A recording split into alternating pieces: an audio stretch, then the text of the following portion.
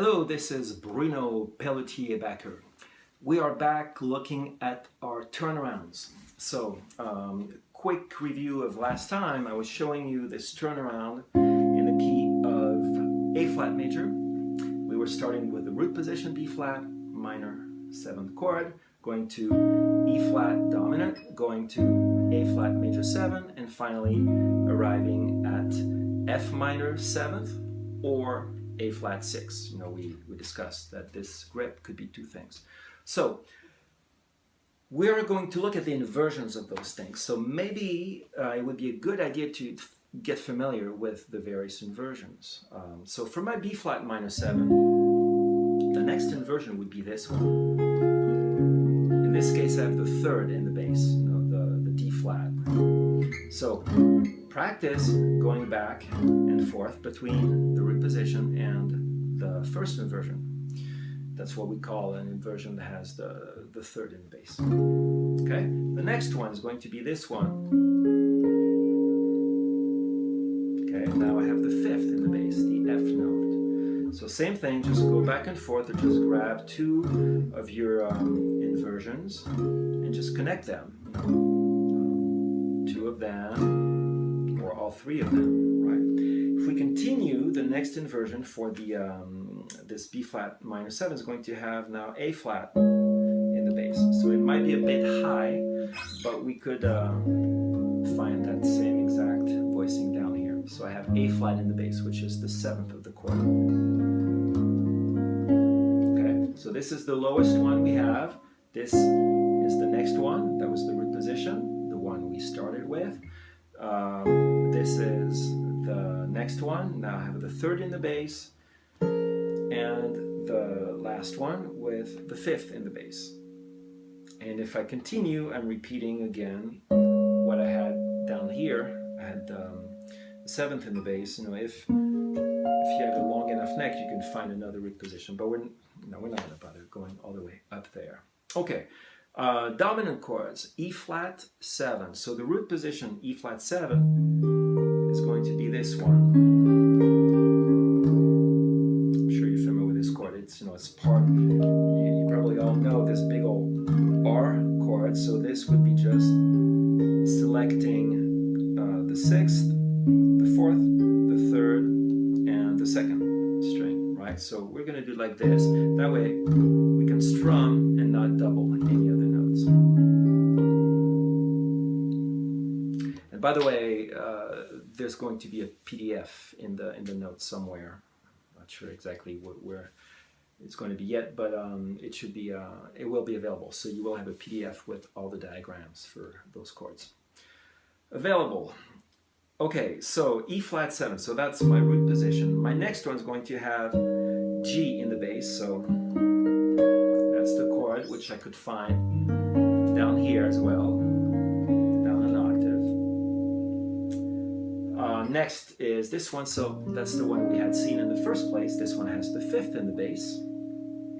Then I have this one, which has the 7th in the bass, and then I'm back to my root position. Okay, so those were the 4 inversions for the E flat dominant 7. And now A flat major 7, so this is the root position. This is first inversion, so here I have the 3rd in the bass. This is second inversion. Did I say position or inversion there? Whatever, let's forget it. They're not positions, they're inversions, right? Okay, so this is see, now you got me all confused. All right, so this is A flat major 7 with E flat in the bass, which is the 5th. Okay, there we go. So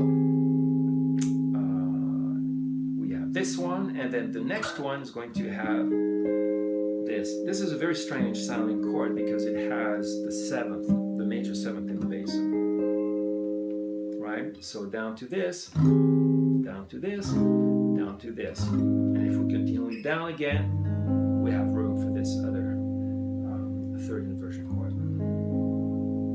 Okay, and the F minor 7, well, this would be the lowest one. F minor 7 root position. This is 3rd in the bass.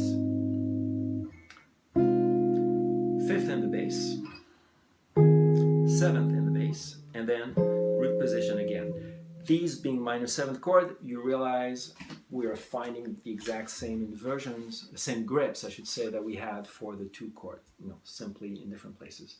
Okay, so the first cycle we did, we were starting with the B flat here, okay, root position. So now we are going to start with the B flat here in this inversion. So my nearest E flat dominant chord is going to be this one.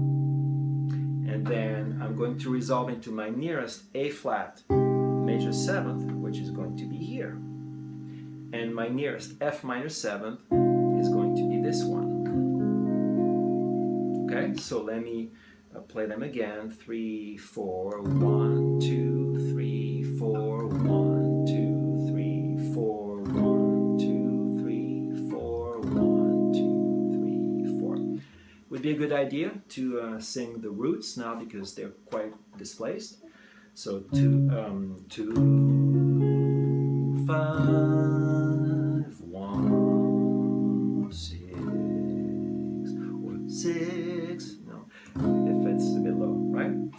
Okay, next set of inversions. This is going to be my B minor 7. So 2, 5. This one is in root position. 1, 6.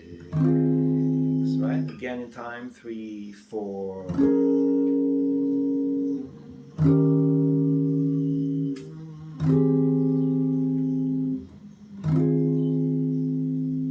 Okay.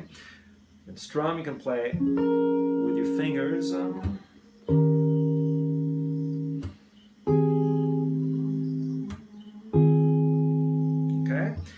And the next set, instead of starting, well, we could do it up here, but let's just do it down, starting here. Okay, it'll be easier to visualize. So this is my B flat minor 7. This is my dominant chord, E flat 7. Now I have the 3rd in the bass, and going to my A flat major 7 with the 7th in the bass.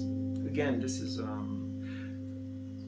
a bit suspicious sounding here, and then going to the F minor 7. Suspicious because some of those voicings you're not really going to be using them that much.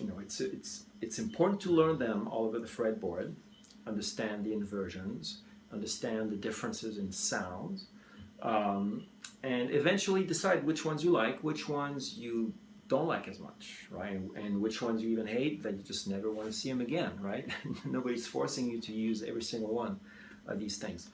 But it's important, if you want to have a well-rounded understanding of chords, of your fretboard and all that, you do want to explore everything. So again, the last one is going to be here in time. So 3, 4.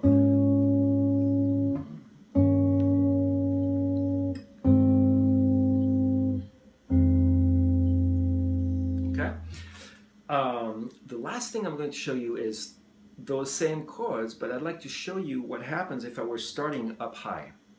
And you'll see how they keep moving into the next inversion. In other words, if I do the full cycle, the 2, 5, 1, 6, 2, 5, 1, 6, 2, 5, 1, 6 over and over, and if I always choose the nearest possible voicing every time, I'm going to slowly go down the fretboard. So look here, I'm going to start with my, which one will I start? I'll start with this one, I'm not going to go all the way up. So this is my B flat minor 7. So I'll play everything in time.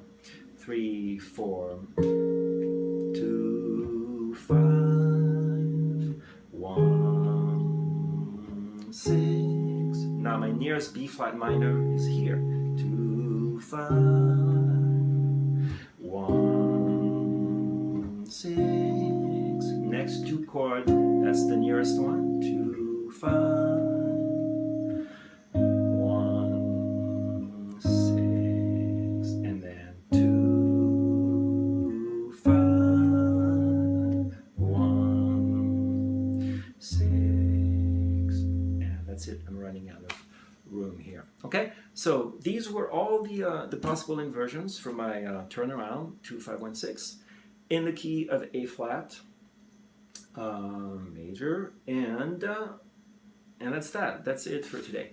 So do these, do that very slowly, and then next time we will be looking at some interesting substitutions for those chords. All right, so stay tuned and keep up the good work. Okay, bye now.